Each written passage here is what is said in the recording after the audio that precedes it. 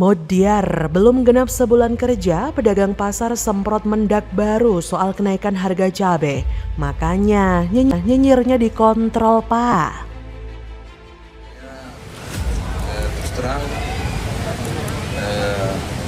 shock juga ya. Karena tadi tuh pembelinya ngeluh, yang dagang juga ngeluh. Kenapa, Bu? Barangnya telat kosong, nggak ada. Kosong. Tapi penjualan tetap banyak, Bu ya? Tetap banyak. Warga yang beli tetap ada, Bu ya? Iya ada. Yang naik ya ada, cuma yang kalau murah itu beli disimpan, kalau mahal itu beli sedikit sak masakan. Terasa sekali memang beban hidup itu meningkat. Dan itu kita tadi lihat langsung. Wakil Sekjen IKP Bidang Pembinaan Pasar dan Pendidikan Pedagang Pasar, Ahmad Khairul Furqan, sangat menyayangkan pernyataan Menteri Perdagangan Zulkifli Hasan yang menganggap mahalnya harga cabai sebagai bonus bagi para petani cabai. Hal tersebut menurut Furqan tidak sepantasnya dilakukan oleh seorang menteri. Ia pun meminta kepada Zulhas untuk tidak menghibur pedagang atau petani dengan logical fallacy atau kesalahan berlogika. Ikatan Pedagang Pasar Indonesia atau IKAPI menilai bahwa masalah yang terjadi di lapangan tidak semudah yang dijelaskan oleh Zulhas. Lebih lanjut, IKAPI menjelaskan bahwa sebenarnya harga dari para petani itu normal dan tidak ada kenaikan signifikan. Bahkan, hal itu telah diafirmasi oleh Menteri Pertanian beberapa waktu lalu. Jadi, apabila terjadi kenaikan harga yang tidak rasional, berarti ada masalah besar di jalur tengah, yaitu rantai distribusi pangan. Furqan menambahkan bahwa ketidaknormalan harga pangan seperti cabai ini tak selayaknya ditanggapi dengan candaan karena permasalahan ini memberikan domino efek, sehingga apabila tidak ditangani dengan serius akan merugikan pedagang yang ada di hilir. Menurut Furqan, masalah ini tidak dapat dibiarkan berlarut-larut. Bahan pangan pokok merupakan sesuatu yang penting untuk memenuhi hajat hidup seluruh masyarakat Indonesia. Jangan sampai masalah yang dibuat seloran ini akan menyebabkan dampak buruk berupa distrust publik terhadap Kemendak secara lembaga atau Mendak Zulhas secara personal. Sebelumnya, Mendak Zulhas menyebut kenaikan harga cabai merupakan bonus tahunan bagi para petani cabai. Hal itu disampaikannya usai bertemu dengan Menteri Pertanian Syahrul Yassin Limpo di kantor Kementerian Pertanian beberapa waktu lalu. Nah, ucapan Zulhas ini memang patut diberikan perhatian, apalagi ia baru beberapa hari menjabat sebagai Mendak. Belum lagi soal kata-kata Zulhas terkait tidak adanya mafia minyak goreng. Padahal Kejagung baru saja memanggil mantan Mendak Lutfi terkait dengan mafia minyak goreng. Jadi tolonglah, kalau sudah jadi menteri, kalimat-kalimat yang tidak mutu dan tidak perlu jangan sampai diumbar dengan bebas. Jangan sampai publik melihat dan menilai bahwa Zulhas ini tidak bisa kerja dan cuma bermain kata-kata. Jadi kelihatan banget begonya. Tapi memang sejak dulu Zulhas ini kalau membuat statement suka tidak bisa dikontrol. Bikin keramaian mulu, bikin semak mulu. Saya sempat jengkel dengan dipilihnya Zulhas ini meskipun memang mengganti Mendak Lutfi memang sudah sangat tepat. Tapi penggantinya itu loh, kok Zulhas sih? Kayak di Indonesia sudah kehabisan stok tenaga ahli yang profesional dan mumpuni di bidang perdagangan. Apalagi Kementerian Perdagangan adalah sektor vital yang bersinggungan langsung dengan masyarakat, terutama masyarakat kecil. Saya menyadari sepenuhnya jika menteri adalah jabatan politik, tapi ya jangan sampai segininya gitu loh. Kok Zulhas sih? Jadinya ke situ lagi menggerutunya. Dari semua penjelasan ini saya tetap positive thinking, mengharapkan dan mendoakan yang terbaik untuk negeri ini. Tapi jujur saya tidak serak dengan penunjukan Zulhas sebagai Mendak. Oleh karena itu tanpa bermaksud mendahului kehendak Tuhan, entah mengapa firasat saya mengatakan jika endingnya nanti ya Lut lagi yang bakal ditunjuk Jokowi untuk membereskan segala keruwetan dan kegentingan yang terjadi. Tapi kita juga perlu memberikan kesempatan kok pada Zulhas untuk membereskan pekerjaannya terlebih dulu. Meskipun saya sendiri ragu juga dengan kemampuannya, karena kita tahu betapa buruknya pengelolaan hutan yang ia kerjakan ya pada saat ia menjadi Menteri Kehutanan di era SBY dan sekarang malah dapat tamparan keras dari para pedagang. Rasain sekarang di skakmat para pedagang, skakmat pedagang pada Mendak baru. Bagaimana menurut Anda?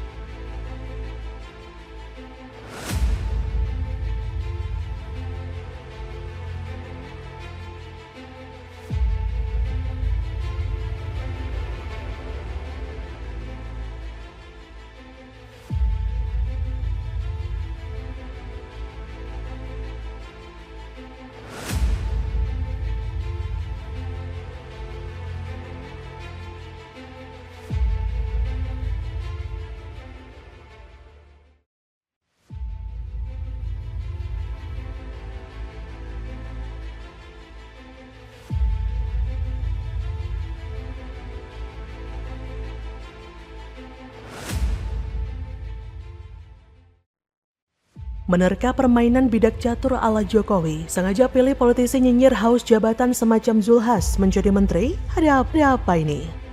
Ini saya kira tidak bisa hanya mengatur Kementerian Perdagang ya. Jadi masalah utama kita ini ada ketergantungan impor pangan, tergantung. Nah itu. Jadi nanti kita akan diskusikan bareng-bareng. Reshuffle itu kan hak prerogatif presiden. Bahwa saya nggak tahu, belum nonton TV udah dilantik sepertinya. Jadi ya itu hak prerogatif presiden untuk menentukan, memilih, kemudian tentu saja melantik orang-orang yang dianggap memang bisa membantu dan mampu untuk bekerja sama dengan presiden dalam menjalankan tugas-tugas.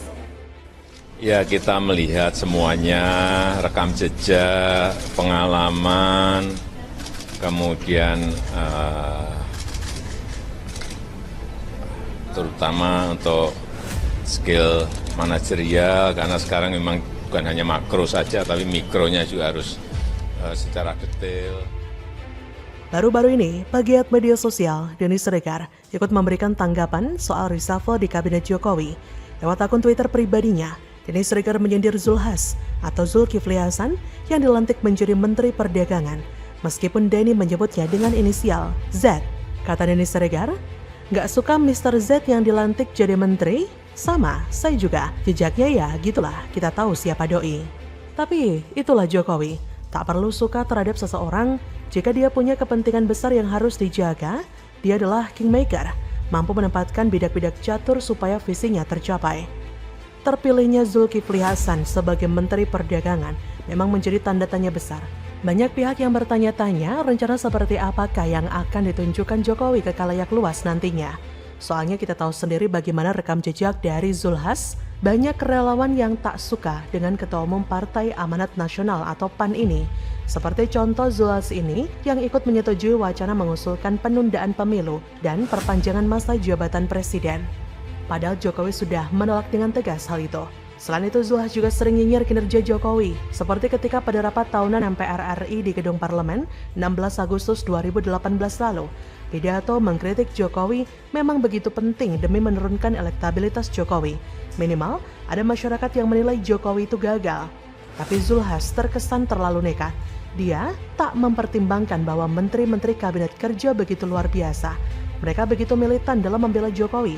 Tak hanya militan, cara membela pemerintah juga dengan cara yang cerdas dan elegan, serta berdasarkan data yang akurat. Ada yang mau reshuffle, tapi harga minyak goreng belum turun. Kita lihat, nanti kalau nggak turun juga, atau harga tetap naik, kayaknya bukan pemain yang harus diganti. Kalau di MU, ganti pelatih. Kasihan rakyat kalau ini tidak kita selesaikan cepat. Tentu saya mengapresiasi yang sudah dikerjakan Pak Luhut, Pak Lutfi, dan teman-teman yang lain. Ya. Dan sekali lagi, saya kira background pengalaman saya yang panjang tentu akan banyak membantu nanti segera menyelesaikan ketersediaan minyak goreng dimanapun dan harga terjangkau. Saat itu Zulhas mengkritik soal rasio utang Indonesia yang dinilai tidak aman. Sri Mulyani cukup meradang dengan pidato Zulhas. Bahkan Sri Mulyani sampai menyebut pidato tersebut bermuatan politis dan menyesatkan. Bahkan manuver-manuver yang PAN perlihatkan selama ini bertolak belakang dengan Zulhas sekarang. Jejak digital itu kejam loh Pak Zul. Bahkan mantan Ketua Majelis Kehormatan PAN Amin Rais menuduh Jokowi ngibul ketika Presiden Jokowi menggencarkan pembagian sertifikat tanah kepada masyarakat. Menurut Amin Rais, di Indonesia ini 74% tanah sudah dikuasai asing. Konyolnya, Greenomix Indonesia, sebuah LSM yang bergerak di sektor kehutanan, mencatat alih fungsi dan penyerahan lahan hutan terbesar kepada pengusaha justru terjadi saat Zulhas sebagai Menteri Kehutanan. Nah loh, dari 2004 sampai 2017 ada sekitar 2,2 juta hektar hutan yang dialihkan kepada pengusaha untuk diolah menjadi perkebunan. Pengalihan terbesar terjadi pada 2009-2014 di saat Menteri Kehutanan dijabat oleh Zulhas yang sekarang duduk sebagai Ketua Umum PAN dan juga besan Amin Rais. Menurut catatan yang ada, sekitar 1,6 juta hektar lahan hutan atau sekitar 25 kali luas Jakarta dialihkan kepada pengusaha.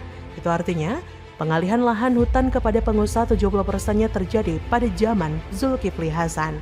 Kalau sudah begini keadaannya, yang jago ngibul sebenarnya siapa? Jokowi kah? Amin Rais ataukah Zulhas? Mari kita tanyakan pada rumput yang bergoyang.